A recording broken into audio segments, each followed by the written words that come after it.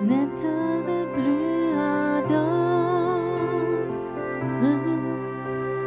viens, n'être plus dans ton cœur, viens, tel que tu es ardent, viens. J'aime toujours commencer avec une question. Tu sais, quand tu poses une question, quand tu prêches, alors les gens commencent à penser. Si tu commences à raconter tout de suite, à prêcher, les gens ont besoin de temps pour réfléchir. Et quand je pose une question, le cerveau commence à chauffer doucement. La question la plus importante aujourd'hui, peut-être, est-ce que Dieu est saint? C'est difficile de définir ce que c'est être saint. Saint, pour moi, c'est comme un habit tout blanc, c'est blanc, et il n'y a pas de mini-gouttes qu'on peut voir, de taches. J'ai réfléchi. Je vous raconte quelque chose de ma vie privée. Peut-être certains qui me connaissent, et mon épouse le sait certainement. Je n'ai pas la capacité de mettre un t-shirt et qu'il soit 24 heures sans une seule tache. Souvent, je dis à mon épouse, tu sais, tu as épousé un petit cochon. Pas que j'aime faire ça, tu comprends. Bien que j'ai emmené 10 t-shirts, mais tous les jours, je peux en mettre un autre. Et le soir, je suis là devant et il y a une tache dessus. Il y a d'autres choses. J'y arrive pas, malgré que je me concentre, mais je sais pas. Mais il y a des tâches. Est-ce que certains d'entre vous connaissent ça? Oh, tellement de petits cochons dans la salle.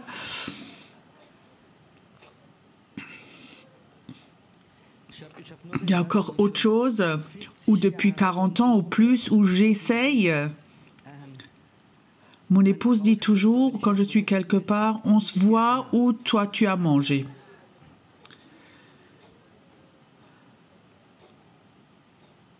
Les gens ont dit, tu sais, il y a 10 personnes qui sont assises à table.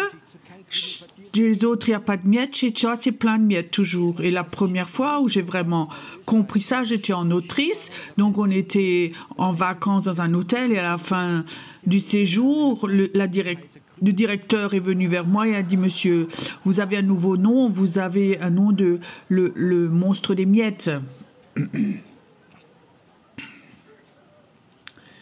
Je vous promets, même si tu m'invites pour le petit déjeuner, j'essaye, je n'arrive pas. Je n'arrive pas.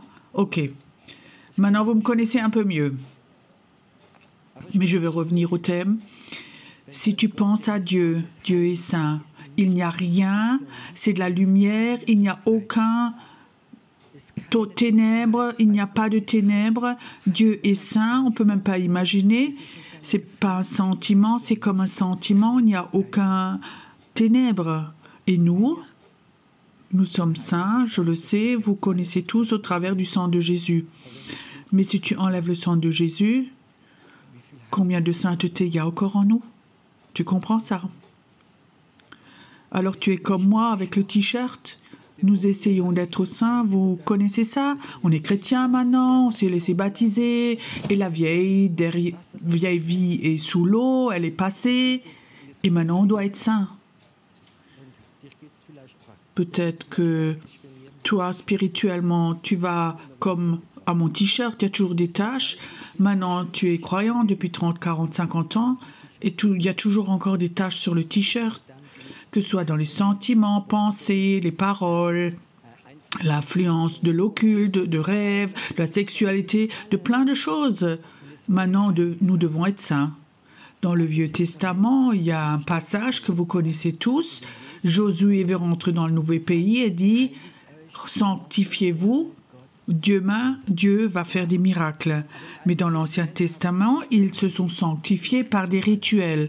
Il y avait tout plein de rituels, ils ont fait des sacrifices qu'ils ont fait, et ils se sont sanctifiés. Et si quelqu'un n'était pas sanctifié, il n'avait pas le droit de dormir dans le camp, il devait même dormir à l'extérieur. Et sans doute d'entre vous ne seraient plus à l'autel maintenant. Ça, c'est dans l'Ancien Testament. Mais dans le Nouveau Testament, il est écrit « Sanctifiez-vous, soyez saints comme Dieu est saint. » Et personne ne peut voir Dieu s'il n'est pas saint. Maintenant, on est des personnes de foi, nous sommes charismatiques, nous proclamons que le sang de Jésus nous rend saints, le sang de Jésus enlève tous nos péchés. C'est juste ça. Et nous sommes, dans l'esprit, nous sommes justifiés et nous sommes saints. Et tout de même, ces tâches sont toujours à nouveau sur ce t-shirt, ça arrive toujours à nouveau. Maintenant, il y a des gens, ils sont tout libres, ils disent oui, c'est pas grave, je prends le sang de Jésus et ils sont très libres. Ok, tu es peut-être sauvé, tu as le salut, mais qu'est-ce que font ces tâches dans ta vie? Ces tâches sont quand même là. Tu sais que le péché, même si le péché est pardonné, il détruit toujours quelque chose de notre personnalité. Il y a des choses comme ça, les gens qui ont beaucoup péché, on le voit même. Je te donne un exemple. Longtemps, j'ai travaillé dans la vente et je formais les gens à la vente et je les ai embauchés aussi. Souvent, c'était des gens, ils vendaient des assurances, des vins, des aspirateurs, plein de choses, ils vendaient plein de choses. Et pour eux, c'était important de vendre. Et ils promettaient tout. Donc, ils vendaient quelque chose et le client demandait, ça tient 100 ans, mais bien sûr, malgré qu'ils savaient qu'après 3 semaines, c'est cassé. Ils simplement dit, et toute leur vie, ils ont vendu ou plusieurs années, et ils ont tout promis, et ils savaient très bien que c'était du mensonge. Qu'est-ce qui se passe dans une personne comme ça qui ment tout le temps? Qu'est-ce que vous pensez qui se passe? Qu'est-ce qui se passe avec sa personnalité? Quand j'étais nouveau dans la branche, on m'a dit, tu sais, quand tu embauches quelqu'un, regarde-le dans les yeux. Si pendant des années, il a menti, alors il n'a plus un regard fixe, tu le regardes dans les yeux et il n'arrive plus à te regarder. Ses yeux, comme ça, bougent tout le temps de droite à gauche. En français, on dit, il a un regard de pute. Donc, sa personnalité a été vendue. Et le péché détruit notre personnalité pour qu'on puisse le voir, le sentir, aussi voir dans les yeux et dans l'aspect qu'a une personne. Maintenant, nous sommes chrétiens et il y a des chrétiens, ils mentent tous les jours comme ça, dans le travail, partout. Ils sont chrétiens, ils croient en Jésus, ils ont le pardon, Dieu leur pardonne. Mais qu'est-ce qui se passe dans leur personnalité? Et tu n'as pas de croissance spirituelle. Tu sais, quand tu es bébé chrétien, tu es nouveau chrétien, tu es converti. Alors, dans nos habitudes, il y a comme ça des péchés qui sont encore là de notre vie. C'est comme des petits-enfants. Oh, j'ai encore fait une bêtise, pardonne-moi. Alors Dieu dit, je te pardonne. Mais si on continue comme ça, on reste un bébé. Mais si tu veux grandir et tu grandis dans la foi, alors tu vas dans une nouvelle dimension. Et il y a quelque chose qui se passe en toi où on ne prêche pas, où on prêche mal de ces choses-là. La gloire, la sainteté de Dieu. Si tu veux servir Dieu, la sainteté de Dieu doit être là. Parce que si la sainteté de Dieu n'est pas en toi, tu ne pourras jamais aller spirituellement dans certains niveaux et Dieu ne te laissera jamais rentrer dans ces lieux-là. Maintenant, il y a 2 sortes de sainteté et c'est le thème de ce soir. C'est une vraie et une fausse sainteté. Et je commence avec la fausse sainteté maintenant. Si tu essaies de recevoir la sainteté par les œuvres, on essaie d'être saint. Dans beaucoup d'églises, je nomme ça des églises légalistes, on apprend aux chrétiens à être saints. Il y a un enseignement un peu bizarre, mais il y a beaucoup d'extrêmes aussi. Et ils essaient, par exemple, tu sais très bien quand tu es chrétien, tu n'as pas le droit de fumer, de boire de l'alcool, tu n'as pas besoin de t'habiller comme ci, comme ça, et de pas dire ces mots-là. Il y a plein de choses, la coupe de cheveux, plein de règles pour être saint. Et tu sais, si tu essaies dans ta vie d'être saint, d'être vivre sans péché, d'être un chrétien modèle, alors il y a un fruit qui vient toujours. Et toujours, ça c'est l'orgueil. L'orgueil ou la dépression. Si tu n'arrives pas, imagine, ton pasteur dit, il faut que tu sois saint, si tu es membre dans l'église, et faire ceci, ceci, cela, cela, tu comprends? Et tu essayes, et tu n'y arrives pas. Qu'est-ce qui se passe?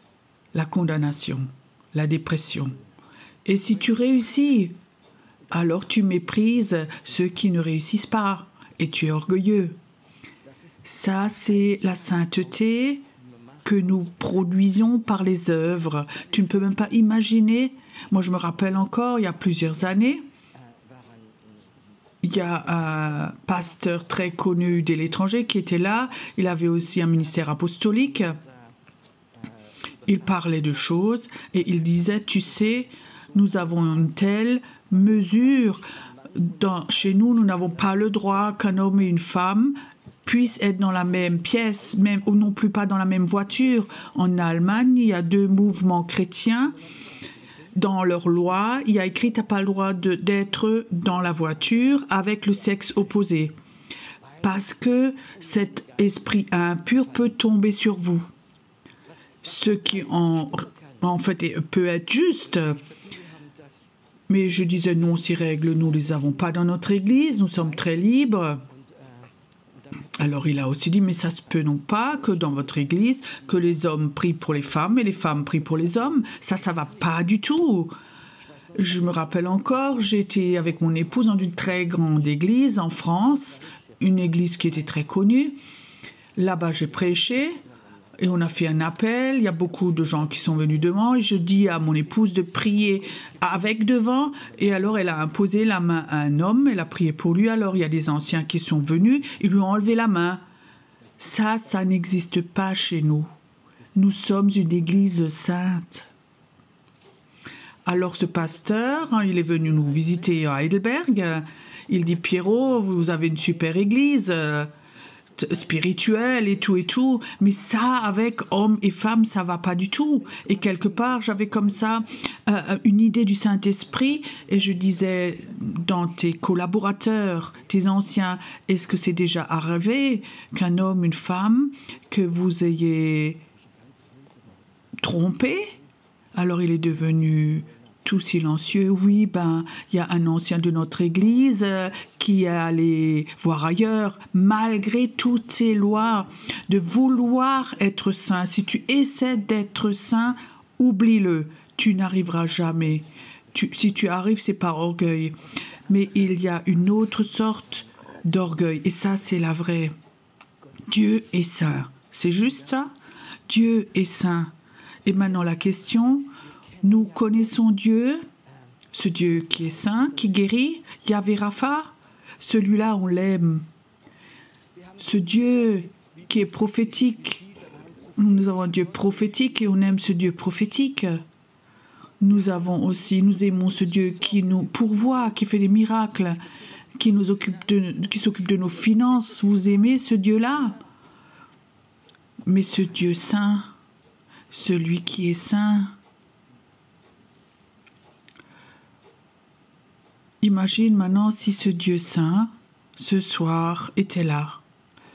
Je peux te dire une chose, personne ne serait encore assis sur sa chaise. Moi, le premier, je vous dis, moi je serais couché par terre et je pleurerais parce que si ce Dieu saint était là,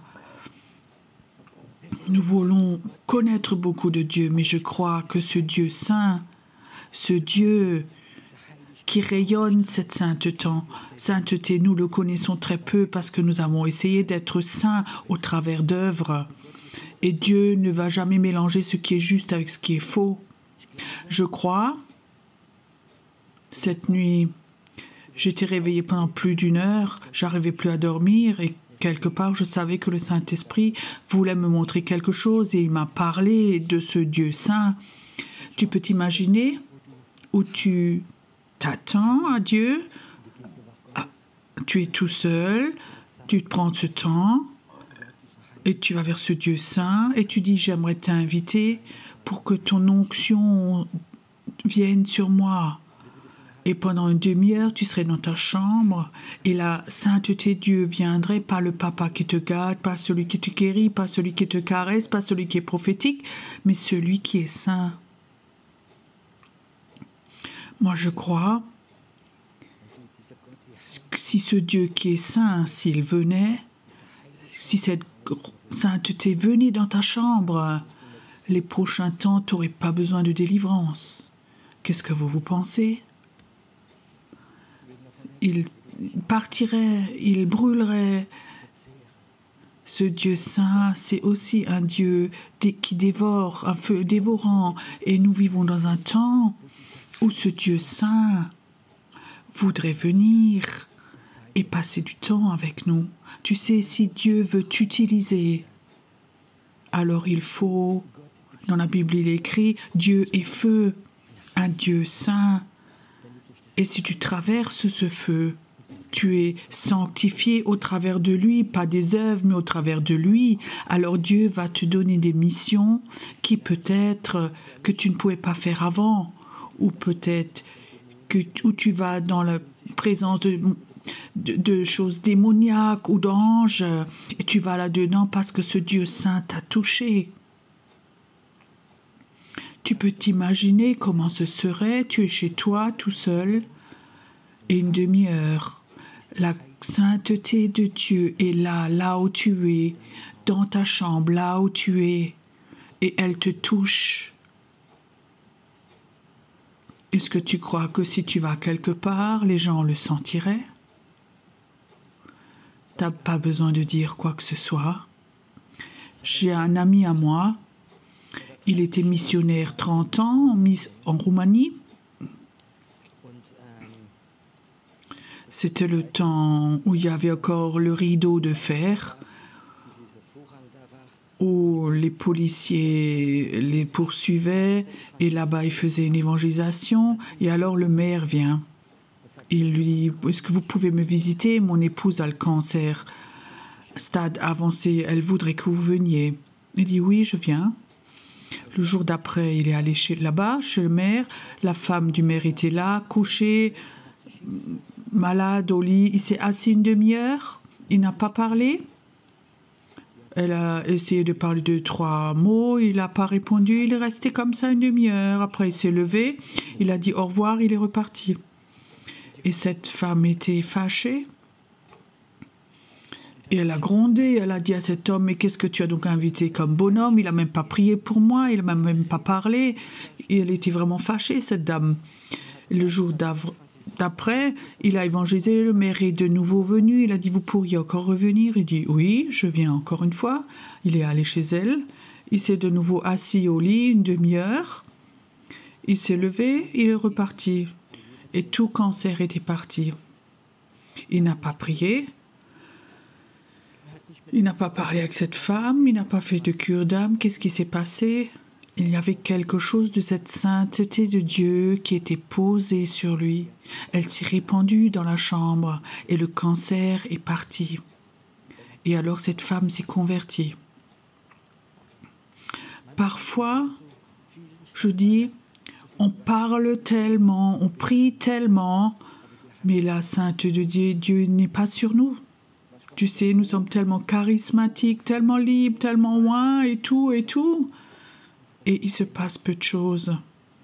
Et les démons ne partent pas. Les dépressions ne partent pas. Et la mort ne part pas. Parce qu'il nous manque peut-être quelque chose. Je crois que nous rentrons dans un temps où Dieu voudrait nous rendre sa sainteté.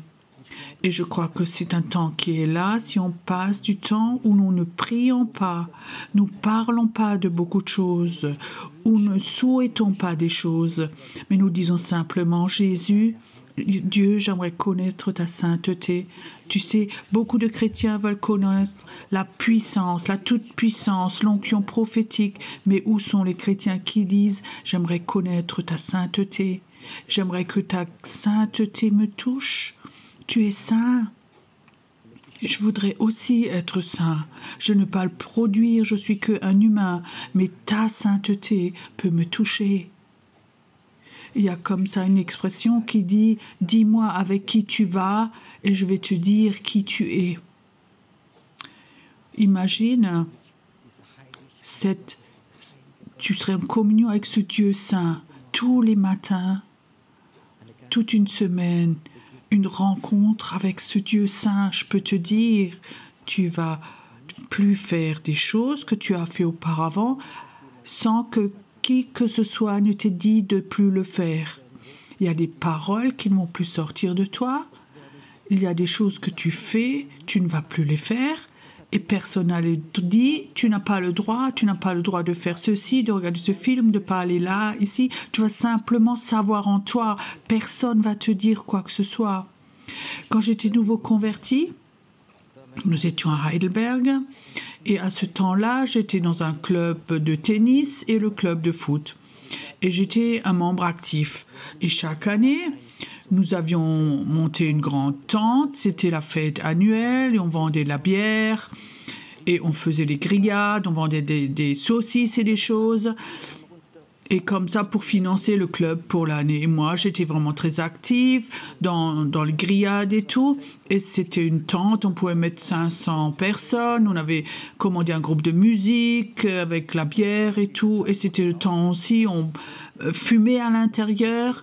Et il y avait à l'intérieur de la tente tellement de fumée, on voyait presque rien. Et j'étais dans cette tente, nouveau converti, peut-être quelques mois. On était assis là à cette table, donc ils chantaient bois, bois, bois, nana. Et là j'étais chrétien, et personne dans l'église m'a dit c'est pas bon que tu ailles là-bas. Tu es chrétien maintenant, tu es à l'église maintenant, tu peux pas servir de Dieu, tu peux pas être dans le club de foot, et chez nous, personne n'osait dire quoi que ce soit. Ils savaient aussi que j'avais pas un bon caractère. Personne n'osait me dire quoi que ce soit. Et j'étais dans ce club, et je me suis rien laissé dire par personne. On était dans ces clubs, et un soir, on était là dans cette tente, elle était assise vis-à-vis, chantait, il y avait plein de fumée, les gens buvaient, on était assis là, et tout d'un coup, il y a comme un nuage qui est venu sur la table ici, et je regardais mon épouse, elle me regardait, et on sentait la même chose. La gloire de Dieu, la sainteté de Dieu. Ce Dieu saint nous avait touchés là, et nous savions tous les deux une chose, maintenant nous nous levons, nous sortons, et nous ne reviendrons plus jamais, c'est fini ça. Personne ne nous a dit quoi que ce soit.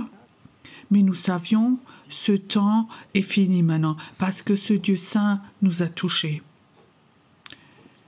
Combien est-ce que nous, parents, nous avons dit à nos enfants ce qu'ils ont le droit de faire ou pas faire? C'est juste? Souvent, qu'est-ce qu'on peut autoriser aux parents? Qu'est-ce qui est dangereux pour eux?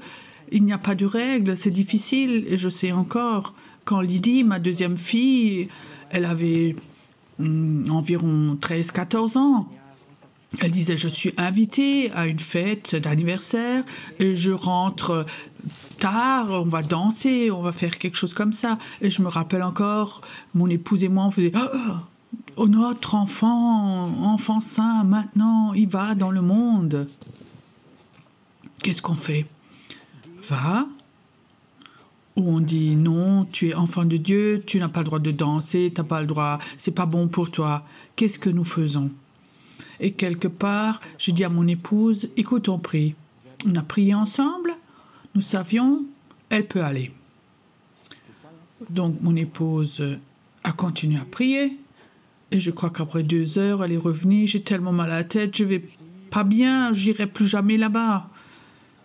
Dieu peut faire. On n'a pas besoin de dire il faut faire ou pas faire. J'aimerais pas non plus être pasteur d'une église où tous les dimanches je donne où je prêche les règles, ce que tu as le droit de faire, ce que tu as le droit de manger, ce que tu dois faire dans ta sexualité, ce que tu fais avec ton argent, là où tu vas en vacances. Je veux jamais faire de règles parce que je sais comme c'est dangereux. Je veux que dans l'Église, il y ait une présence de Dieu très forte. Et peut-être que Dieu dit à une personne, ça, tu as le droit de faire, à une autre, ça, tu n'as pas le droit. Dieu sait où tu te situes, à quel niveau. Le Saint-Esprit va toujours enlever des choses de ta vie dans la bonne rangée. Pas celui qui te fait de la cure d'âme, pas ton pasteur. Tu sais, les leaders spirituels, les frères et les sœurs, sont même capables d'arracher des choses en toi. Ça, tu n'as pas le droit de faire, que Dieu n'aurait jamais enlevé. Et tu sais quoi? Ça donne des blessures. Ça te rend religieux. On t'enlève quelque chose que tu ne veux même pas donner. La gloire de Dieu, la sainteté de Dieu est quelque chose qui ne se fait pas avec des rituels, mais c'est avec la présence de ce Dieu saint. Si je suis honnête avec vous, moi j'aime la puissance de Dieu, j'aime la puissance de guérison, le prophétique, j'aime les miracles, j'aime tout ça au-dessus de tout, mais tout au fond de mon cœur, si tu me demandais, la sainteté de Dieu est plus importante que tout le reste. Elle ne va pas avec mon caractère, avec mon être, mais mon esprit sait que c'est important. Imagine, la sainteté de Dieu serait là. L'onction de la sainteté serait sur nous. Je crois que les employés de l'hôtel se convertiraient tous et ils connaîtraient, ils verraient qu'ils sont pécheurs. Smith Wigglesworth a beaucoup voyagé en train. Et quand il est dans un wagon, il s'est assis, s'il n'a jamais évangélisé, il a ouvert sa Bible, il a lu. Tout d'un coup, dans le wagon, les gens ont commencé à pleurer, à se repentir, à reconnaître leurs péchés, à prier. Il n'a rien fait. Qu'est-ce qui s'est passé? Ce Dieu saint, cette gloire de Dieu, comme ça a été posée sur sa vie. Tu penses, c'est plus moderne. C'est pas charismatique tout ça. Et je dis si, ça va venir. Dieu cherche des personnes qui disent « Moi, j'aimerais connaître la sainteté de Dieu et j'aimerais la porter. J'aimerais qu'elle soit posée sur moi, que quand je vais quelque part, dans une salle, que les gens le sentent, que les gens viennent et quelque chose est en moi. Et les gens disent, il faut que je mette ça en ordre parce que la gloire de Dieu est rentrée dedans. » Ma question,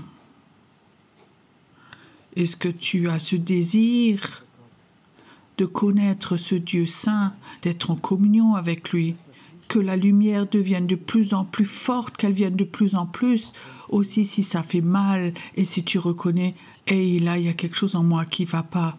Il y a là des taches sur mon t-shirt, pas des petits, mais des grandes taches. Seigneur, je suis désolée, je ne vais plus le faire. Je ne vais plus le faire, Seigneur. Pas aucun orateur qui te dit, mais la sainteté de Dieu le fait. Je crois que c'est quelque chose que nous avons perdu dans notre enthousiasme, mais il y a quelque chose que nous avons besoin. Je crois que Dieu veut de nouveau offrir cette sainteté de Dieu aux personnes et il va nous utiliser de façon toute nouvelle. Tu sais, si la sainteté de Dieu est sur toi, tu n'es plus orgueilleux un seul milligramme. Et tu sais ce que c'est l'humilité. Moi, j'ai essayé d'être humble, ça ne marche pas. L'orgueil est toujours plus fort, il sort toujours de nouveau. Mais si la gloire de Dieu est là, je peux te dire, les autres choses s'en vont, elles s'en vont. Ce soir, j'ai un désir, je voudrais prier que l'onction de la sainteté, que la sainteté de Dieu vienne dans la salle. Ce soir, j'aimerais prier que tu apprennes à la sentir, que tu apprennes à l'aimer, que tu dis « Seigneur, avec toi, je veux passer du temps. J'aimerais être capable de rencontrer un Dieu saint, face à face, tous les jours, un peu plus, pas plus que tu peux, pas dans ton intelligence, mais dans ton cœur, de venir plus en plus près de ce Dieu pour que lui te transforme et que cette sainteté de Dieu soit posée sur toi, pas dans les œuvres, mais Dieu lui-même, ce Dieu saint lui-même.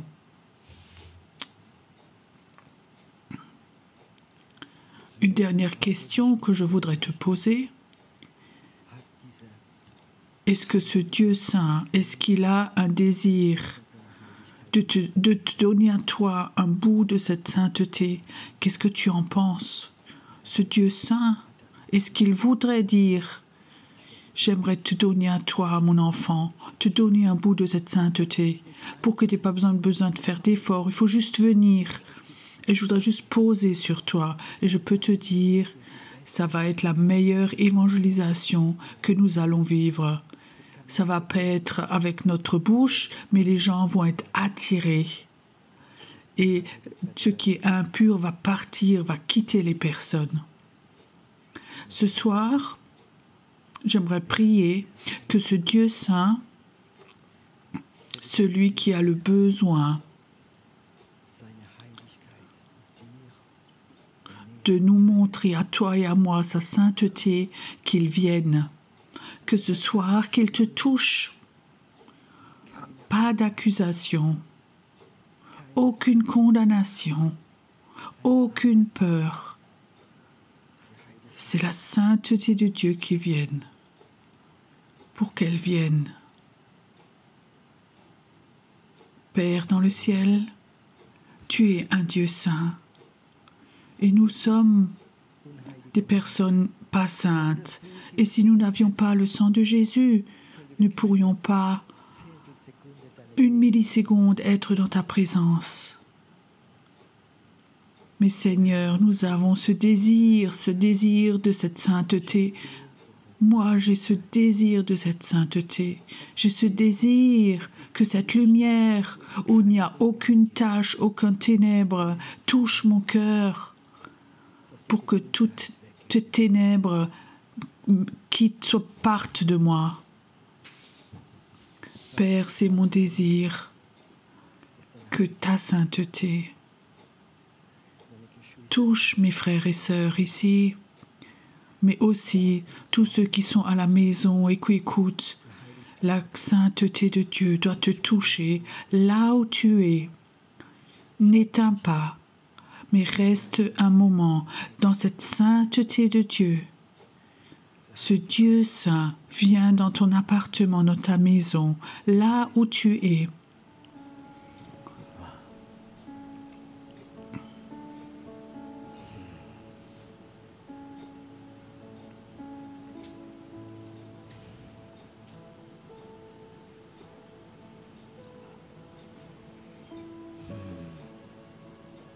Je crois que toute inspiration que tu fais maintenant, c'est un bout de cette roi de Dieu qui vient en toi maintenant. J'ai juste un désir. Quand tu rentres chez toi, rappelle-toi, ton Dieu saint voudrait te visiter chez toi à la maison, remplir ta maison avec sa sainteté. Pour que même ce qui n'est pas saint dans ta maison, que ce soit des dépressions, des peurs, les esprits de mort, ça va quitter ta maison. Et la sainteté de Dieu voudrait habiter dans ce lieu saint. N'oublie pas, si tu es chez toi à la maison, toute ta maison, ta chambre où tu habites, ta chambre où tu pries doit être remplie de la sainteté de Dieu. Nous allons arrêter de radoter. Nous allons juste encore chercher ce Dieu saint, sa présence.